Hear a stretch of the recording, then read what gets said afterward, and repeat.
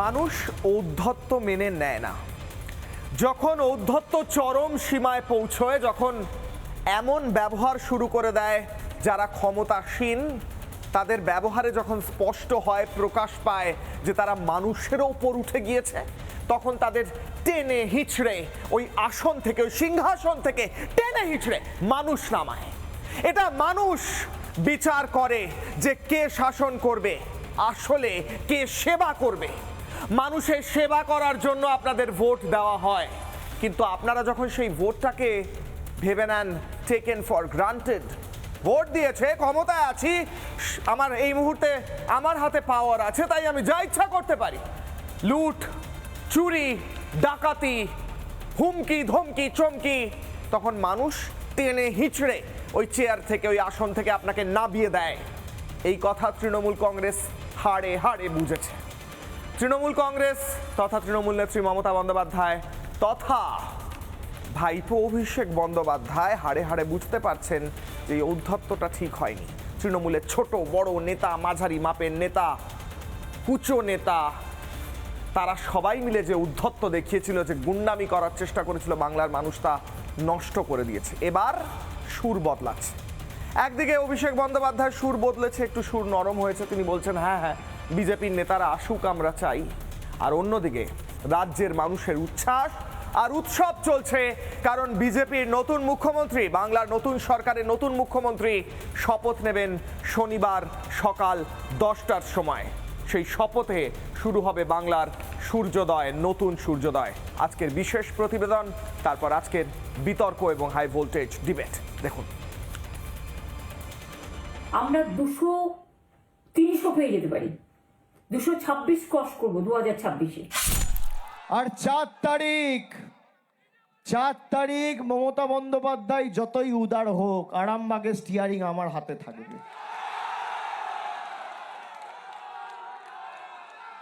DJ তো বাজবেই, এমন জোরে বাজবে কান ঝালাফালা করে দেবো। তোমরা যে ভাষায় বোঝো বন্ধু, অভিষেক ব্যানার্জি সে ভাষায় জবাব দিতে জানে।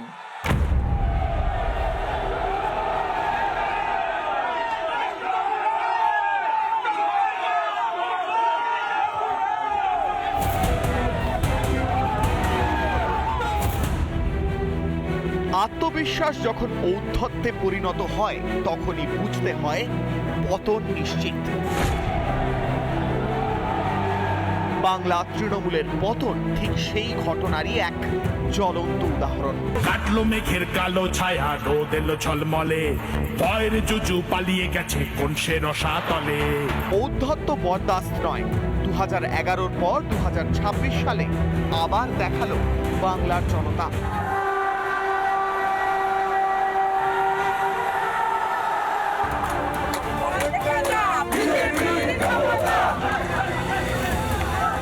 আর যারা বাংলার মাসনাদকে নিজেদের সম্পত্তি ভেবে নিয়েছিল, তাদের বেলুনও হয়ে গিয়েছে ফুস। একদিকে মমতা তার সাধের 14 তলা ছাড়তে চাইছেন না, কিন্তু বিজেপি সেই সকলের ধারই ধারে না। আগেই বিজেপি ঘোষণা করেছিল মহাকরণ থেকে চলবে সরকার, আর সেই মতো তৎপরতা শুরু মহাকরণে। বিজেপির যে সরকার, তারা আগে থেকেই স্পষ্টত জানিয়েছেন তারা রাজ্য চালাবেন রাইটার্স বিল্ডিং থেকে। রাইটার্স বিল্ডিংয়ে সাজো সাজো রব, কনস্ট্রাকশনের কাজ চলছে, ঝাড়পোছের কাজ চলছে, এবং আগামী যে সরকার গঠন হতে চলেছে তারাও কি এই ক্যাবিনেট রুমই ব্যবহার করবেন, না অন্য কোনো ক্যাবিনেট রুম তৈরি হবে, সেদিকে অবশ্যই নজর থাকবে। তবে এই মুহূর্তে খবরের শিরোনামে অন্যতম জায়গা করে নিয়েছে লালবাড়ি। আর 4ঠা মের পর ডিজে বাজাতে চাওয়া ভাইপো অভিষেক এখন বেজায় ফাঁপড়ে। তার দলের তারই প্রিয় পাত্ররা হারের জন্য দায়ী করেছে তাকেই। সংগঠন যে শেষ যাত্রায় তা বুঝেই এখন সুর নরম করেছেন ভাইপো অভিষেক। मैं डीजे बजाने की बात किया था, आपने बोला था कि आप यहाँ पे रहना, तो रहे। अगर हम लोग तो चाहते हैं भाई सब बीजेपी के जितने भी नेता हैं, खास करके central ministers, prime minister, home minister, वो आए बंगाल में। বাংলায় এক প্রচলিত প্রবাদ বাক্য আছে, ঠেলায় না পড়লে বিড়াল গাছে ওঠে না। সূত্রের খবর বলছে একের পর এক তৃণমূলের হেভিওয়েট শীর্ষ নেতৃত্বের ফোনই তুলছেন না। কেউ কেউ আবার বাড়ি ছেড়ে অন্য কোথাও বসবাস করছেন। চোখের সামনে সাজানো বাগান শ্মশানে পরিণত হতে দেখেই নিজেকে বাঁচাতে হয়তো এই ইউটার্ন নিচ্ছেন অভিষেক, কিন্তু গ্রেফতারি এড়াতে পারবেন কি? পাল্টেছে এইবার এলো বিজেপি সরকার, পাল্টেছে এইবার এলো বিজেপি সরকার। রিপাবলিক বাংলা।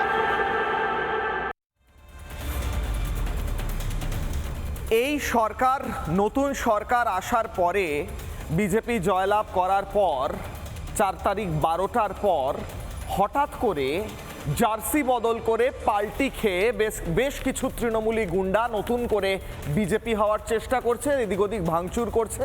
বিজেপির তরফ থেকে তাদের স্পষ্ট বলা হয়েছে, বার্তা দেওয়া হয়েছে যে এইভাবে রাতারাতি জার্সি পাল্টে বিজেপি হওয়া যায় না। এটা বিজেপির তরফ থেকে বলা হচ্ছে। বিজেপির তরফ থেকে বলা হচ্ছে যে তৃণমূলীরা জার্সি পাল্টে 4 তারিখ দুপুর 12টার পর বিজেপি হয়েছে তাদেরকে নেওয়া তো হবেই না, বরঞ্চ পুলিশকে অনুরোধ করা হয়েছে তারা যেন ব্যবস্থা নেয় এই ভাঙচুরের বিরুদ্ধে। এবং এই তৃণমূলীরা যে অত্যাচার গুন্ডামি করছে নতুন করে বিজেপি সেজে গেরুয়া আবির লাগিয়ে গালে, তাদের বিরুদ্ধে ব্যবস্থা নেওয়া হোক, সেই কথা তো বলা হয়েছেই। এবার কথা বলি বড় পাল্টি খেয়েছে যে, মানে অনেক উঁচু লেভেলে গিয়ে পাল্টি খেয়েছে যে সেই ব্যক্তির ভাইপো অভিষেক বন্দ্যোপাধ্যায়।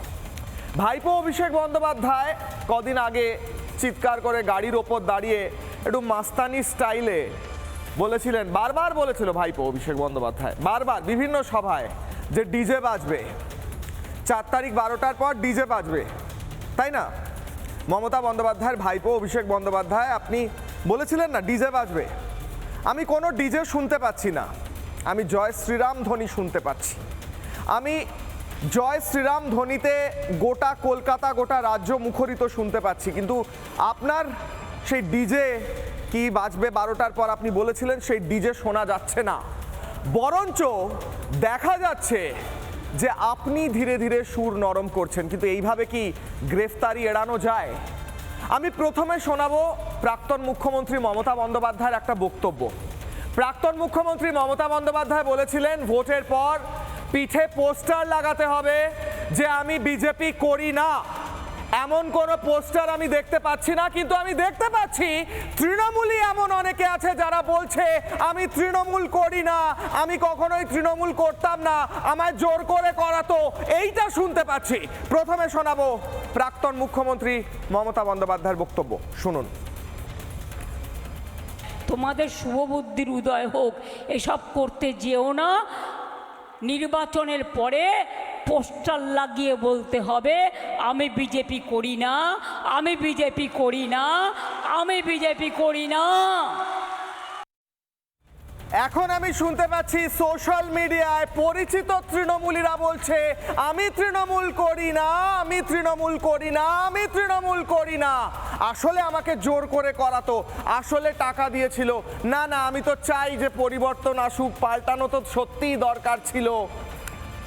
অদ্ভুত বিষয়, যে হারে, যে রেটে, যে স্পিডে অটো এবং টোটোগুলো রং বদলাচ্ছে তার চেয়েও বেশি স্পিডে এই সোশ্যাল মিডিয়ার কিছু তৃণমূলী রং বদলাচ্ছে। এবার শোনাই ভাইপো, মানে মমতা বন্দ্যোপাধ্যায়ের ভাইপো অভিষেক বন্দ্যোপাধ্যায়, যিনি বিশেষভাবে দুবাই থেকে ডিজে কোর্স করেই বাংলা এসেছিলেন বাংলার মানুষকে শেখাবেন বলে, সেই অভিষেক বন্দ্যোপাধ্যায় নিজের সেই শিখে আসা দুবাই থেকে ডিজে কোর্সের যে স্কিল সেটা প্রদর্শন করবেন বলেছিলেন 4 তারিখ 12টার পর। কি বলেছিলেন তিনি, শুনুন।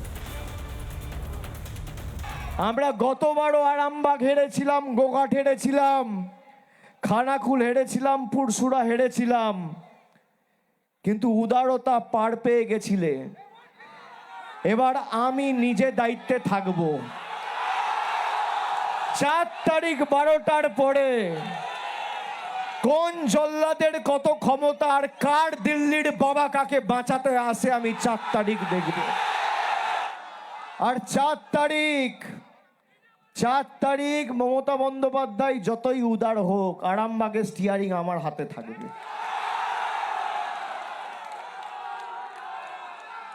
ডিজে তো বাজবেই, এমন জোরে বাজবে কান ঝালাফালা করে দেবো। তোমরা যে ভাষায় বোঝো বন্ধু, অভিষেক ব্যানার্জি সে ভাষায় জবাব দিতে জানে।